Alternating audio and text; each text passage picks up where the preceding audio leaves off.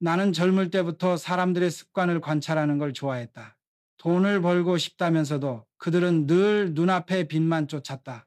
오늘은 달러, 내일은 엔화, 모레는 또 다른 유행. 뉴스가 한마디 던지면 시장은 폭풍처럼 움직였다. 그리고 사람들은 그 뒤를 따라 뛰었다. 나는 그걸 보며 속으로 중얼거렸다. 족대 들고 물고기 쫓는 사람 같군. 나는 젊은 시절 진짜로 미꾸라지를 잡아본 적이 있다. 족대를 들고 시냇가를 뛰어다녔지만 물고기는 나보다 훨씬 빨랐다. 아무리 쫓아도 호탕이었다. 그러다 나보다 나이 많은 아저씨가 한마디 하셨다. 야, 그렇게 쫓지 말고 통발을 놔둬라. 그날 나는 처음으로 기다림이 힘이 될 수 있다는 걸 배웠다. 인생이든 사업이든 그리고 투자든 본질은 같다. 쫓아다니면 지고 깔아두면 이긴다. 시장은 우리보다 빠르다. 정보는 눈 깜짝할 사이에 전 세계로 퍼진다. AI가 뉴스를 분석하고 알고리즘이 돈의 방향을 바꾼다. 그런데 사람이 뉴스 하나 듣고 따라간다? 그건 물살을 거슬러 헤엄치는 일이다. 그래서 나는 일찍부터 결심했다. 족대를 내려놓고 어항을 놓자. 어항이란 준비의 다른 이름이다. 기회를 미리 심어두는 일, 시간이 일하게 하는 구조를 만드는 일이다. 많은 사람들은 묻는다. 언제 오를까요? 얼마나 벌 수 있을까요? 나는 늘 웃으며 대답했다. 그건 네가 어항을 놓은 지 얼마나 되었느냐에 달렸다. 세상엔 두 부류가 있다. 물고기를 쫓는 사람, 그리고 물고기가 오기를 기다리는 사람. 전자는 늘 피곤하고 후자는 늘 침착하다. 투자란 흥분이 아니라 인내의 싸움이다. 잠시 쉬어도 괜찮다. 다만 기초를 깔고 쉬어야 한다. 빈손으로 기다리는 건 방심이고 준비된 기다림은 전략이다. 나는 사업을 할 때도 늘 같은 원칙을 썼다. 남들이 붐비는 시장에는 들어가지 않았다. 사람이 몰리면 가격이 오른다. 나는 그 대신 아직 아무도 눈길 주지 않는 땅을 골랐다. 그곳에 길을 내고 전기를 깔고 물길을 만들었다. 사람이 모이기 시작하면 이미 내 터전이 돼 있었다. 이것이 어항의 원리다. 투자도 똑같다. 오늘 뉴스에 뜬다 해서 뛰어들면 이미 늦은 것이다. 진짜 기회는 조용할 때 숨는다. 그래서 나는 남들이 외면할 때 준비한다. 그 준비가 내 자산을 2배로 3배로 만들어줬다. 어항 속의 떡밥은 시간이었고 그 기다림이 나를 부자로 만들었다. 나는 자주 이런 말을 했다. 기다림에도 방향이 있다. 그저 아무것도 안 하는 게 아니다. 어항을 어디에 놓을지, 어떤 물길에 둘지, 그걸 고민해야 한다. 분산이란 그 어항을 여러 물줄기에 두는 것이다. 한 곳에서 실패해도 다른 곳에서 물고기가 들어오면 된다. 이게 진짜 지속 가능한 부의 구조다. 족대는 단기적이고 어항은 구조적이다. 하루 버리는 족대로 가능하지만 세상은 구조를 가진 사람에게 결국 무릎 꿇는다. 나는 늘 구조를 믿었다. 기다림을 믿었다. 그리고 그 믿음은 단 한 번도 나를 배신하지 않았다. 쫓지 마라. 깔아라. 그게 인생이든 돈이든 다 같은 원리다. 세상은 빠르게 변한다. 그런데 사람들은 아직도 느리다. 뉴스를 보고 달러가 좋대. 일본이 회복한대 하며 흥분한다. 그러나 내가 배운 세상은 단 한 가지였다. 뉴스에 반응하는 사람은 이미 늦은 사람이다. 시장은 네가 듣기 전에 이미 움직인다. AI는 새벽에 계산을 마치고 세계의 돈은 시차 없이 흘러간다. 우리가 뉴스를 읽을 때 큰손들은 이미 포지션을 다 옮겨놨다. 그때 뛰어드는 개인은 항상 꼬리를 잡는다. 나는 이걸 너무 많이 봐왔다. 사람들은 묻는다. 회장님, 시장이 너무 빠릅니다. 그럼 우리는 뭘 해야 합니까? 나는 늘 대답했다. 따라가지 말고 길목을 지켜라. 물고기가 빠르면 족대로는 못 잡는다. 그럴 땐 흐름을 읽어야 한다. 물의 방향을 보는 것이다. 나는 강을 자주 본다. 물이 흐르는 속도는 일정하지 않다. 돌이 많으면 느려지고 좁은 골짜기를 만나면 갑자기 빨라진다. 시장도 똑같다. 어디에 돌이 있고 어디가 좁은지 파악하면 물이 잠시 머무는 곳을 알 수 있다. 그게 바로 기회다. 사람들은 숫자와 그래프에만 매달린다. 그러나 시장의 본질은 숫자가 아니다. 심리다. 두려움과 탐욕, 이 두 감정이 시장을 움직인다. 그래서 나는 기업의 재무제표보다 사람들의 얼굴을 먼저 본다. 겁먹은 얼굴이 많을수록 나는 조용히 들어간다. 그리고 모두가 들떠 있을 때 나는 천천히 빠져나온다. 그게 수십 년간 나를 지켜준 습관이다. 뉴스가 떠드는 방향은 대체로 정답이 아니다. 지금은 달러다. 지금은 부동산이다. 이런 말이 많을수록 그곳에는 이미 사람들이 몰려 있다. 내가 배운 장사의 기본은 간단했다. 사람이 많은 곳엔 남는 게 없다. 시장은 군중이 움직일 때 반대로 생각해야 한다. 그게 두렵다면 아직 준비가 덜 된 것이다. 나는 빠름보다 정확함을 택했다. 사람들은 단기 수익을 원하지만 나는 구조를 원했다. 빠른 돈은 빠르게 떠난다. 느린 돈은 오래 남는다. 그리고 오래 남은 돈은 그 사람의 인생까지 바꿔놓는다. 세상이 빨라질수록 사람의 마음은 흔들린다. 그럴수록 속도를 낮춰야 한다. 길게 보고 꾸준히 쌓는 사람만이 폭풍 속에서도 균형을 잃지 않는다. 투자는 경쟁이 아니다. 인내와 구조의 싸움이다. 남보다 빨리 가려 하지 말고 남보다 오래 버텨라. 나는 언제나 이렇게 말했다. 시장은 나보다 똑똑하고 나보다 빠르다. 하지만 시장보다 오래 살아남을 자신은 있다. 이게 바로 내가 걸어온 길이다. 기회를 잡으려 하지 말고 기회가 너를 찾아올 수 있게 만들어라. 그게 시장보다 빠른 유일한 방법이다. 빠른 세상일수록 더 천천히 가라. 그게 끝까지 남는 길이다. 사람들은 성공을 조급하게 원한다. 오늘 투자하면 내일 오르길 바란다. 마치 씨앗을 뿌리자마자 열매를 따려는 아이 같다. 하지만 세상은 그렇게 움직이지 않는다. 시간은 우리의 가장 큰 적이자 유일한 친구다.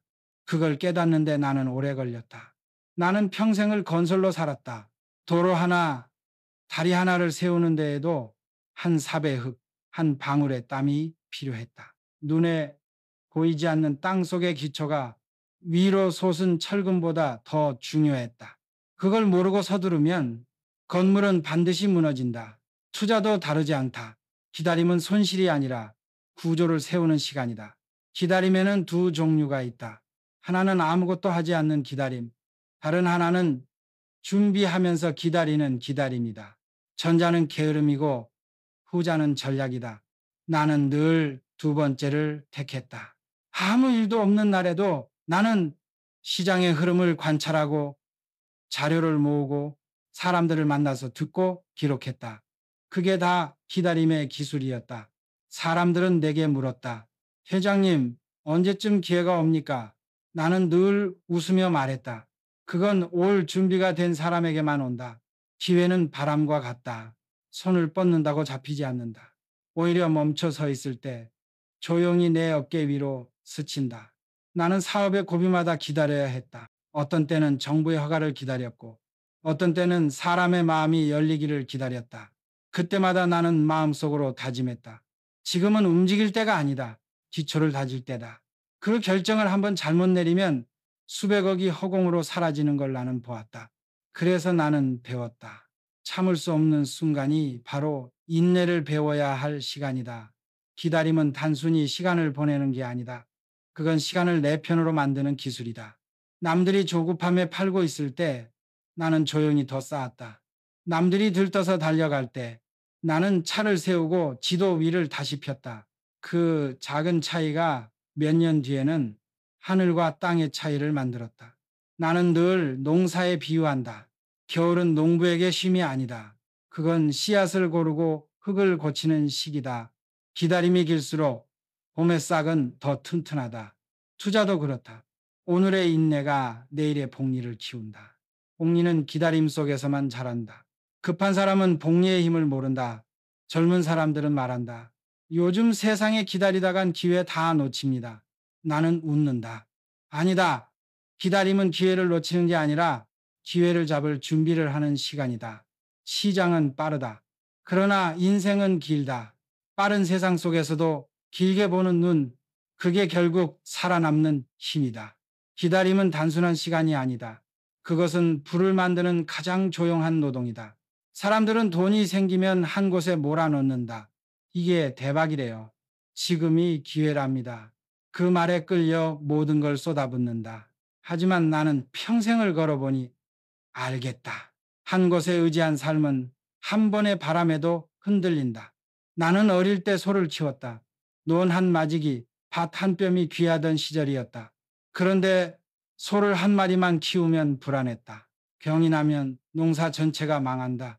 그래서 한 마리는 밭을 갈고 한 마리는 여물을 실었다. 일이 나도 다른 한쪽이 버텨줬다.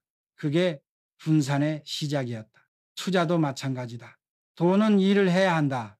하지만 그 일이 한쪽에 몰려 있으면 그건 노동이지 시스템이 아니다. 내가 세운 기업들도 마찬가지였다. 조선소가 어려울 때 건설이 받쳐주고 건설이 주춤할 때는 자동차가 메워졌다. 그렇게 나는 위기를 버텼다. 하나의 기둥이 흔들려도 집은 무너지지 않았다. 분산이란 단순히 여러 곳에 나누는 게 아니다. 그건 성격이 다른 친구를 사귀는 일이다. 주식은 뜨겁다. 채권은 차갑다. 금은 묵직하다. 현금은 유연하다. 이들을 적절히 섞으면 어떤 폭풍에도 균형이 잡힌다. 나는 투자자들에게 늘 말한다. 공격수만 11명이면 경기는 망한다. 팀에는 골키퍼도 수비수도 있어야 한다. 주식이 공격수라면 채권은 수비수다. 그리고 금은 골키퍼다. 모두 다른 역할을 하지만 한 팀으로 뛰면 강해진다. 분산은 방어이자 장기전의 전략이다. 사람들은 묻는다. 회장님, 그럼 어디에 투자해야 합니까? 나는 대답한다. 정답은 없다. 다만 한쪽으로 쏠리면 반드시 깨진다. 이 세상에 완벽한 투자란 없다. 완벽함을 꿈꾸는 대신 균형을 설계하라. 그게 진짜 현명한 부자의 길이다. 내가 살아온 세상은 수많은 위기를 겪었다. 외환위기, 금융위기, 팬데믹. 그때마다 사람들은 절망했다. 그러나 나는 달랐다. 내 자산은 여러 물줄기에 흩어져 있었고 한쪽이 마를 때 다른 쪽이 채워줬다. 위기를 기회로 바꾸는 힘, 그건 분산에서 나왔다. 분산의 핵심은 욕심을 줄이는 것이다. 한 번에 크게 벌겠다는 욕심을 내려놓으면 돈은 조용히 그러나 꾸준히 자란다. 부는 속도의 결과가 아니라 균형의 결과다. 한쪽이 흔들릴 때 다른 쪽이 버텨주는 그 구조를 만든 사람이 결국 오래 간다. 나는 늘 이렇게 말했다. 돈은 거센 물이다. 잘못 담으면 쏟아지지만 바르게 나누면 마을 전체를 적신다. 분산이란 그 물을 나누는 기술이다. 흐름을 통제하고 방향을 설계하는 힘이다. 그걸 배운 사람만이 세 번의 위기를 겪고도 웃을 수 있다. 분산은 안전망이 아니다. 그것은 오래 버티기 위한 설계도다. 나는 늘 이렇게 말하곤 했다. 돈은 잠을 자지 않는다. 그러나 사람은 자야 한다. 사람이 쉬는 동안에도 돈이 일하도록 만드는 게 진짜 부자의 시스템이다. 예전에는 그런 시스템을 만들기가 어려웠다. 사업을 하려면 땅을 사고 공장을 짓고 사람을 써야 했다. 하지만 지금은 다르다. 세상이 더 넓어졌고 기회는 이제 하나의 주식이 아니라 하나의 구조로 바뀌었다. 그 구조의 이름이 바로 ETF다. ETF는 쉽게 말하면 작은 기업의 나라다. 그 안에는 수많은 회사, 수많은 산업이 들어있다. 한 종목이 흔들려도 전체는 무너지지 않는다. 나는 그것을 보고 현대판 분산의 결정체라 불렀다. 예전에 나는 여러 회사를 직접 세웠지만 지금은 누구나 클릭 한 번으로 그 구조를 함께 가질 수 있다. 그게 세상의 변화이고 새로운 부의 문법이다. ETF의 진짜 힘은 단순히 여러 종목을 모아둔 데 있지 않다. 그건 복리의 무대를 만들어준다는 데 있다. 한 기업이 무너지면 다른 기업이 빈자리를 채운다. 그 과정에서 구조는 계속 성장한다. ETF는 개인의 감정을 막아주고 시간의 편에서 싸우게 해준다. 젊은 투자자들에게 나는 이렇게 조언한다. ETF를 10개만 뽑아라. 그리고 관찰하라. 각 ETF는 산업의 맥박이다. 의약품이 움직이면 기술주는 쉬고 에너지가 오르면 소비재가 눕는다. 그걸 눈으로 보며 배우는 게 시장 공부의 첫걸음이다. 돈보다 중요한 건 패턴을 보는 눈이다. 그 눈이 열리면 돈은 따라온다. 나는 늘 경기를 팀으로 본다. 주식은 공격수, 채권은 수비수, 그리고 ETF는 감독이다. 감독은 직접 뛰지 않는다. 하지만 전체의 균형을 설계하고 누가 지치면 누가 들어가야 할지 알고 있다. ETF는 개인이 그 감독의 자리를 빌려 쓸 수 있는 수단이다. 그 안에 이미 전술이 짜여 있고 리스크가 나뉘어 있다. 그게 바로 초분산의 힘이다. 사람들은 종종 말한다. ETF로는 큰 돈 못 법니다. 나는 그 말에 웃는다. 큰 돈은 한 번의 베팅이 아니라 100번의 꾸준함에서 만들어진다. ETF는 급등을 주지 않는다. 그러나 무너짐에서 나를 지켜준다. 그게 진짜 부자의 투자다. 내가 현대를 세울 때도 그랬다. 한 사업이 흔들릴 때 다른 사업이 받쳐줬다. 건설이 힘들면 자동차가 숨을 불어넣고 자동차가 주춤하면 중공업이 버텼다. 그게 구조였다. ETF는 바로 그 구조의 철학을 돈으로 옮겨놓은 것이다. 나는 투자를 게임으로 보지 않는다. 그건 하나의 생명체다. 살아 움직이고 성장하고 때로 병들기도 한다. 그래서 나는 늘 말한다. ETF는 주식이 아니라 하나의 생태계다. 그 생태계를 믿고 꾸준히 키우면 복리는 자연스레 따라온다. ETF는 복리의 무대를 깔아주는 조용한 조력자다. 한 종목의 상승보다 중요한 건 전체 구조의 안정이다. 사람들은 단기적 자극을 원하지만 나는 늘 안정된 토대를 원했다. ETF는 그 토대의 이름이다. 이걸 아는 사람은 시장의 소음에 흔들리지 않는다. ETF는 인내를 시스템으로 바꾸는 도구다. ETF는 한 번의 유행이 아니라 천천히 불을 쌓는 사람의 설계도다. 사람들은 돈이 많아야 투자를 할 수 있다고 생각한다. 하지만 나는 반대로 본다. 돈이 많기 전에 배워야 그 돈을 지킬 수 있다. 큰 돈을 다뤄본 사람보다 작은 돈으로 땀을 흘려본 사람이 훨씬 단단하다. 내가 젊었을 때 가진 것은 두 손뿐이었다. 돈이 없으니 몸으로 배웠다. 공사판에서 삽질을 하며 깨달았다. 작은 일 하나에도 진심을 담으면 그게 결국 큰 일을 감당하는 힘이 된다. 투자도 같다. 작은 돈은 인생이 주는 연습장이다. 사람들은 종종 나에게 물었다. 회장님, 지금 가진 게 얼마 안 되는데 투자를 해도 될까요? 나는 대답했다. 그럴 때 해야지. 잃어도 다시 일어설 수 있을 때가 바로 지금이야.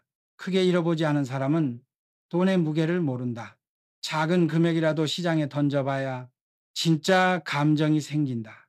그 감정이야말로 가장 비싼 교재다. 나는 초보 투자자들에게 늘 말한다. 책으로 배운 투자는 머리로만 남는다. 직접 해봐야 가슴에 새겨진다. ETF 한 주 1만 원짜리라도 좋다. 그 안에서 오르고 내리는 그래프를 보며 느껴라.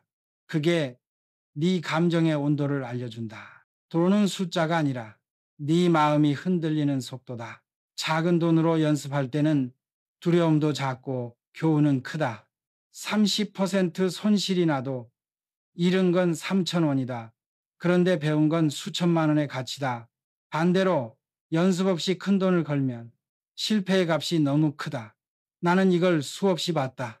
작은 돈의 교훈을 무시한 사람은 언젠가 큰 돈 앞에서 무너진다. 돈은 인간의 성격을 드러낸다.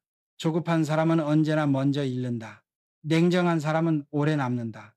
작은 돈으로 스스로의 본성을 알아야 한다. 그래야 진짜 부자가 될 수 있다. 돈의 크기가 아니라 마음을 다루는 힘이 중요하다. 작은 돈은 마음을 단련하는 도구다. 나는 늘 기록을 남겼다. 왜 샀는지, 왜 팔았는지, 그날의 기분과 생각을 적었다. 그 습관이 쌓이자 숫자가 아니라 이유를 보기 시작했다. 이유를 보는 사람은 흔들리지 않는다. 기록은 나의 거울이었다. 그리고 그 거울 속에서 나는 매번 한 단계씩 성장했다. 작은 돈으로 배우는 건 단순한 투자법이 아니다. 그건 자기 통제 훈련이다. 충동을 다스리고 두려움을 관찰하는 과정이다. 이걸 익히면 돈의 크기가 달라져도 행동은 변하지 않는다. 그게 진짜 투자자의 뼈다. 나는 이런 말을 남기고 싶다. 작은 돈을 대하는 태도가 큰 돈을 대할 자격을 결정한다. 세상은 준비된 사람에게 기회를 준다. 그리고 그 준비는 대부분 작은 돈으로 시작된다. 그 돈이 내 인생의 교과서다. 그걸 가볍게 보지 마라. 작은 돈으로 훈련한 사람만이 큰 돈 앞에서도 흔들리지 않는다. 나는 인생을 건설로 배웠다. 돌 하나, 벽돌 하나가 모여 건물이 되고 그 건물 위에 또 다른 세상이 세워진다. 복리후불이란 바로 그런 것이다. 조금씩 쌓이는 것의 힘, 눈에 잘 보이지 않지만 시간이 지나면 거대한 성이 된다. 사람들은 돈을 벌려 하지만 나는 늘 돈을 잘하게 하려 했다. 버는 건 기술이지만 잘하게 하는 건 철학이다. 복리는 그 철학의 핵심이다. 많은 젊은이들이 이렇게 말한다. 회장님, 수익률이 너무 낮아요. 6%면 너무 느리잖아요. 나는 조용히 웃는다. 느리다고? 6%면 12년마다 2배야. 그게 바로 72의 법칙이다. 이자율 6%면 12년, 12%면 6년마다 자산이 2배가 된다. 시간이 길어질수록 작은 수익이 눈덩이처럼 커진다. 복리는 단순한 계산이 아니다. 그건 신뢰의 증식이다. 오늘의 작은 이익이 내일의 씨앗이 된다. 그 씨앗이 다시 열매를 맺는다. 그리고 그 열매가 또 다른 씨앗을 만든다. 이 과정은 조용하고 더디지만 결국엔 폭발적인 변화를 만든다. 나는 늘 이렇게 말했다. 복리는 게으른 사람의 부가 아니다. 기다림을 아는 사람의 보상이다. 많은 사람들은 단기 이익에 취해 복리의 본질을 잊는다. 그러나 부자는 다 안다. 큰 돈을 벌어도 그 돈이 일을 하지 않으면 언젠가 사라진다는 걸. 복리는 내 돈이 나 대신 일하는 방식이다. 내가 공사를 할 때 벽돌을 하루에 1,000장 쌓는 것보다 하루에 100장이라도 꾸준히 쌓는 게 더 중요했다. 100장씩 1년이면 36,000장이다. 그게 바로 복리의 리듬이다. 꾸준함이 시간과 손을 잡을 때 그 힘은 사람의 노동을 초월한다. 복리를 믿는 사람은 시간을 적으로 보지 않는다. 그는 시간과 계약을 맺는다. 나는 오늘 심을 테니 너는 내일 열매를 키워라. 그 계약을 지키는 자만이 진짜 부를 얻는다. 나는 젊은이들에게 말한다. 복리는 숫자가 아니라 인생의 태도다. 조급한 마음은 복리를 깨뜨린다. 자꾸 바꾸고 자꾸 갈아타면 이자 위에 이자가 자랄 시간이 없다.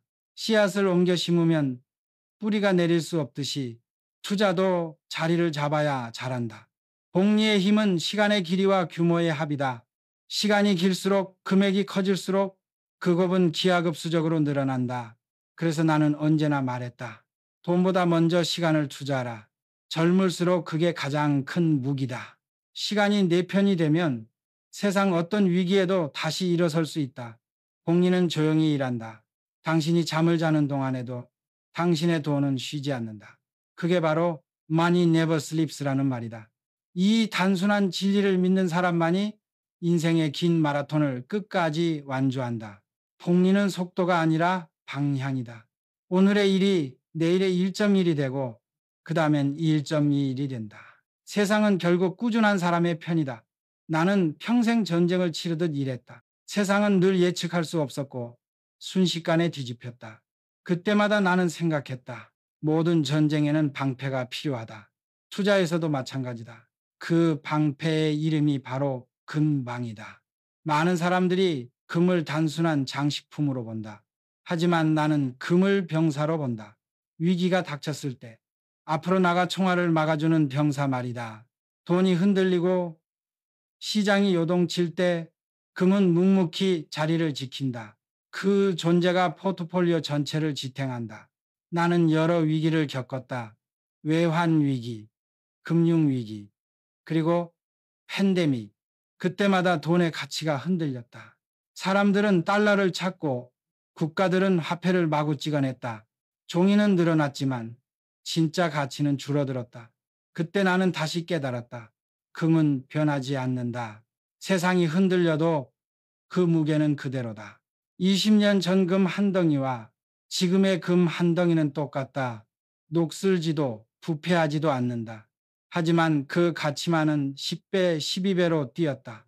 왜일까? 금이 달라진 게 아니다. 종이돈의 가치가 떨어진 것이다.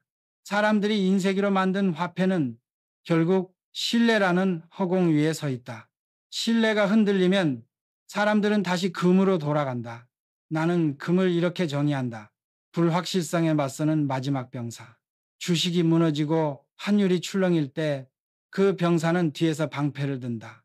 당신의 자산이 피를 흘릴 때 그 피를 막아주는 존재가 금이다. 그래서 나는 포트폴리오의 한쪽 끝에 항상 금을 세워뒀다. 그 병사가 버티고 있으면 나는 전쟁터에서도 안심이 됐다. 물론 금은 영웅이 아니다. 공격수처럼 수익을 내는 자산은 아니다. 하지만 영웅이 살아남기 위해선 병사가 있어야 한다. 이 단순한 원리를 모르는 사람들이 많다. 모든 자산이 오를 때는 금이 지루해 보인다. 하지만 위기가 오면 그 지루함이 생명을 구한다. 나는 언제나 말했다. 금은 단기 수익이 아니라 긴 호흡의 보험이다. 전쟁을 치를 때도 마찬가지였다. 공격만 하다 보면 언젠가 방심한 틈에 무너진다. 그러나 방패를 든 군대는 밀려도 다시 일어선다. 금은 복리의 동반자다. 복리는 시간이 쌓여야 자란다. 그 시간을 지켜주는 것이 바로 금이다. 시장이 흔들릴 때 금이 버텨주면 복리는 멈추지 않는다. 그게 진짜 의미의 복리의 방패다.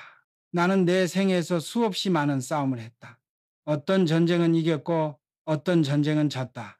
그러나 나는 단 한 번도 방패 없이 전장에 나간 적이 없다. 그게 내 생존의 비결이었다. 그리고 오늘도 나는 후배들에게 이렇게 말한다. 세상이 평화로울 때일수록 방패를 닦아둬라. 위기는 늘 우리가 방심할 때 온다. 금은 그 순간을 대비하는 가장 묵직한 친구다. 금은 부의 주인공이 아니라 부를 끝까지 지켜주는 병사다. 나는 평생 땅 위에서 살았다. 도로를 깔고 건물을 짓고 도시를 세웠다. 그래서 누구보다 땅의 무게를 안다. 땅은 인간의 욕망과 두려움을 동시에 품고 있다. 그래서 부동산은 언제나 심리의 전쟁터였다. 사람들은 주식보다 부동산을 더 믿는다. 눈에 보이기 때문이다. 손으로 만질 수 있고 벽이 있고 문이 있으니까. 하지만 나는 알고 있다. 그 믿음이 때론 가장 위험하다. 보이는 것에만 의지하면 보이지 않는 위험을 못 본다. 사람들이 내게 묻곤 했다. 회장님, 부동산은 결국 오르지 않습니까? 나는 웃으며 답했다. 오른다. 하지만 모든 것이 오르는 건 아니다. 땅은 움직이지 않지만 그 땅의 가치는 늘 움직인다. 도시의 중심이 변하고 사람의 발걸음이 옮겨지면 황금의 땅도 순식간에 변한다. 땅의 가치는 사람의 마음이 만든다. 한국 사람들은 집을 투자보다 신앙으로 여긴다. 집값이 오르면 기뻐하고 떨어지면 불안해한다. 하지만 그건 잘못된 감정의 훈련이다. 나는 늘 말했다. 집은 자산이 아니라 삶의 진지다. 진지는 지켜야 하지만 싸움터로 만들면 안 된다. 살기 위해 지은 집에서 돈 때문에 불안에 떠는 것은 참으로 어리석은 일이다. 주식은 일주일 만에 팔 수 있지만 집은 그렇지 않다. 그게 부동산의 장점이자 함정이다. 사람들은 매일 집값을 확인하지 않는다. 그런데 이상하게도 남의 집값이 오르면 마음이 흔들린다. 부동산의 적은 시장이 아니라 비교다. 비교가 불안을 낳고 불안이 욕심을 낳는다. 욕심이 커지면 빚이 뒤따른다. 요즘 젊은 세대가 말하는 영끌. 나는 그 말을 들을 때마다 마음이 무겁다. 빚은 불을 품은 약속이다. 금리가 오르면 그 불이 집을 태운다. 부동산은 장기전이다. 단기적으로 이기려 들면 오히려 스스로 무너진다. 땅은 오래 버틴 사람의 편이다. 그러나 오래 버티려면 숨 쉴 여유가 있어야 한다. 빚이 많으면 기다림이 고통이 된다. 나는 이런 말을 남기곤 했다. 부동산은 신중하게 사고 더 신중하게 빚을 져라. 땅을 산다는 건 미래의 자신에게 약속을 거는 일이다. 그 약속을 지키려면 욕심보다 구조를 봐야 한다. 집이 아니라 그 집이 위치한 흐름을 봐라. 도시는 생명처럼 움직인다. 그 흐름을 읽는 눈이 없으면 땅은 진이 된다. 나는 내 집을 한 번도 투자 상품이라 부르지 않았다. 그건 내 인생의 근거지였고 가족이 숨쉬는 자리였다. 그 자리가 흔들리지 않도록 나는 다른 사업으로 돈을 벌었다. 그게 균형이었다. 삶을 지키는 땅과 돈을 불리는 자산은 달라야 한다. 그걸 구분하지 못하면 언젠가 삶이 돈의 노예가 된다. 세상은 흔들릴 것이다. 하지만 마음이 단단한 사람은 흔들리지 않는다. 부동산의 본질은 땅이 아니라 그 땅을 바라보는 사람의 마음이다. 욕심이 많으면 단단한 땅도 늪이 된다. 땅은 배신하지 않는다. 다만 사람이 땅을 배신할 뿐이다. 나는 평생 수많은 위기를 겪었다.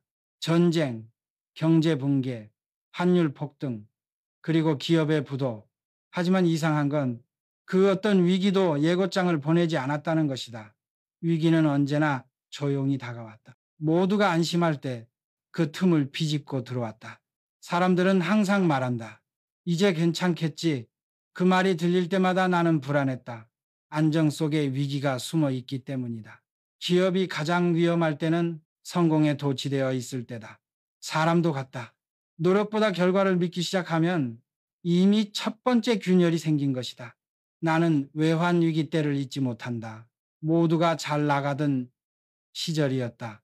달러는 안정돼 보였고 수출은 호황이었다. 그런데 하루아침에 엔화가 흔들리자 모든 게 무너졌다. 그때 나는 깨달았다. 진짜 위기는 바깥이 아니라 우리 안의 방심에서 시작된다. 사람들은 눈앞에 이익을 줬다가 위험을 잊는다. 부동산이 오르면 빚을 늘리고 주식이 오르면 더 큰 돈을 걸어본다. 그 순간이 가장 위험하다. 돈이 불어날 때 욕심도 같이 자라기 때문이다.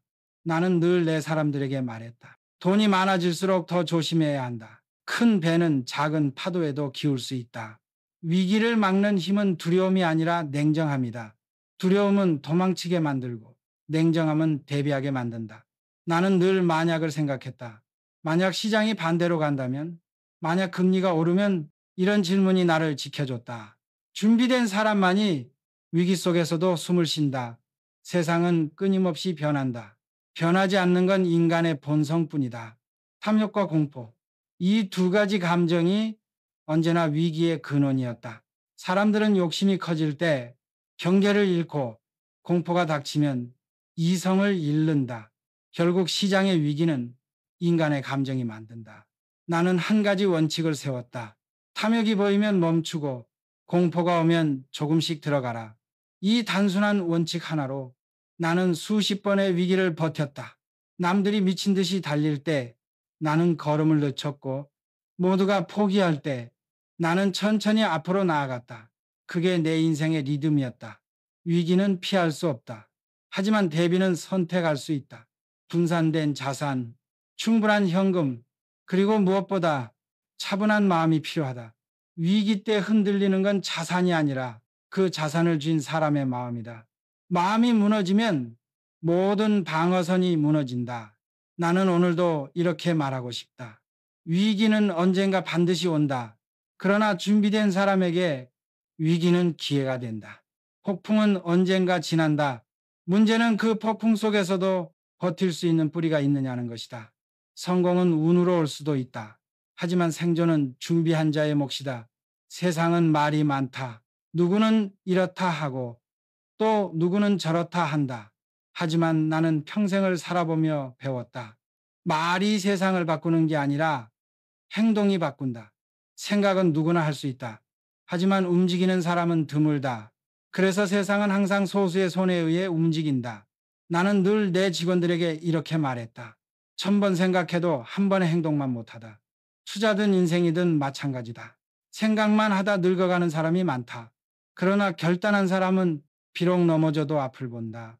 그게 살아있는 사람의 증거다. 위기를 대비하는 것도 중요하지만 기회 앞에서는 결단이 더 중요하다. 모두가 두려워할 때 한 걸음 나아갈 용기가 있는가? 그 한 걸음이 인생을 바꾼다.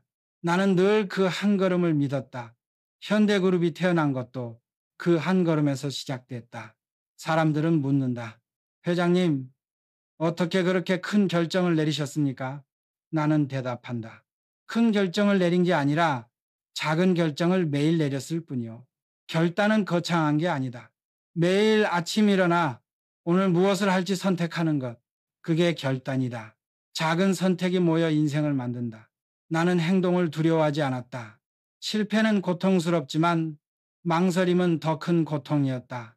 실패는 교훈을 남기지만 망설임은 아무것도 남기지 않는다. 사람은 실패로 성장한다. 나는 넘어져도 웃었다. 넘어졌다는 건 적어도 내가 걸었다는 증거였기 때문이다. 투자에서도 마찬가지다. 책으로만 공부하면 시장에 들어갈 타이밍을 영원히 못 잡는다.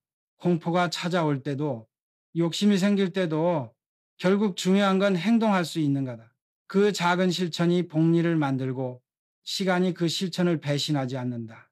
나는 인생을 공사장이라 생각한다. 계획만 세우면 건물은 세워지지 않는다. 삽을 들어야 한다. 먼지가 날리고 손이 더러워지고 땀이 흐르는 그 순간이 결국 미래를 세우는 시간이다. 행동하지 않는 계획은 그저 종이 위의 그림일 뿐이다. 결단은 두려움을 동반한다. 그러나 나는 늘 이렇게 생각했다. 두려움은 멈추라는 신호가 아니라 준비하라는 신호다. 두려움을 느낀다는 건 그만큼 중요한 길 앞에 서 있다는 뜻이다. 그때 한 걸음 내딛는 사람만이 새로운 세상을 본다. 나는 평생 수많은 결정을 내려왔다. 그중엔 틀린 것도 있었다. 하지만 단 한 가지는 확신한다. 행동한 사람은 결국 배운다. 그리고 배운 사람은 다시 일어난다. 그래서 나는 실패를 두려워하지 않았다. 두려워해야 할 건 시도하지 않는 자신뿐이었다. 넘어지는 건 부끄럽지 않다. 그러나 한 걸음도 내딛지 않은 건 부끄럽다. 나는 평생을 싸웠다. 가난과 싸우고 세상과 싸우고 때로는 나 자신과도 싸웠다. 하지만 마지막에 이긴 건 언제나 같은 부류의 사람들이었다. 끝까지 버틴 사람들.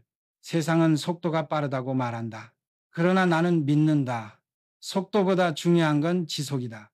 잠깐의 질주는 누구나 할 수 있다. 하지만 긴 마라톤을 완주하는 건 끝까지 포기하지 않은 사람뿐이다. 나는 인생에서 수없이 무너졌다.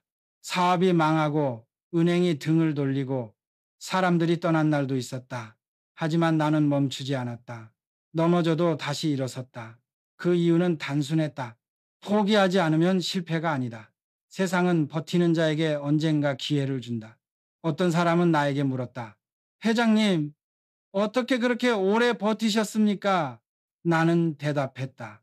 버티는 게 아니라 매일 하루씩 산 거요. 사람들은 10년을 보려다 지친다. 하지만 하루를 견디면 그 하루가 모여 10년이 된다. 위대한 일은 항상 오늘을 견딘 사람에게 주어진다. 버틴다는 건 단순한 인내가 아니다. 그건 의지를 훈련하는 일이다. 비가 와도 바람이 불어도 자기 자리에서 물을 길어 올리는 사람, 그게 진짜 강한 사람이다. 투자도 그렇다. 시장이 흔들릴 때 도망치지 않고 복리의 시간을 지켜내는 사람만이 결국 부를 완성한다. 나는 현대를 세울 때 수많은 위기 앞에서 이런 말을 했다. 우리가 포기하지 않는 한 이 회사는 망하지 않는다. 그 믿음 하나로 수천 명의 노동자가 버텼고 그 버팀이 결국 하나의 제국을 만들었다. 버팀은 기적을 낳는다. 세상은 늘 불안하다. 오늘이 좋다고 내일이 좋을 거란 보장은 없다. 그러나 반대로 오늘이 힘들다고 내일도 힘들 거란 법도 없다. 삶은 그렇게 바뀐다. 그러니 절망할 필요도 조급할 이유도 없다. 그저 한 걸음씩 가면 된다. 나는 이런 말을 자주 했다. 할 수 있다고 생각하면 된다. 이 말은 단순해 보이지만 그 속에는 평생의 철학이 담겨 있다. 믿음은 에너지다. 그 믿음이 무너지는 순간 모든 가능성도 함께 무너진다. 그러니 끝까지 믿어라. 세상은 믿는 자의 편이다. 돈의 세계에서도 마찬가지다. 주식이 오르고 내리고 금리가 흔들려도 결국 살아남는 사람은 끝까지 버틴 사람이다. 조급한 사람은 파도를 타다 빠지고 냉정한 사람은 조류를 읽어 배를 띄운다. 그 차이가 시간과 복리를 만든다. 나는 인생의 마지막까지 스스로에게 이렇게 말했다. 정주영, 오늘도 버텨라. 그 한마디가 수십 년의 풍파를 견디게 했다. 세상이 나를 시험할 때마다 나는 더 깊게 뿌리를 내렸다. 끝까지 버티는 자가 이긴다. 세상은 결국 포기하지 않은 사람의 편이다.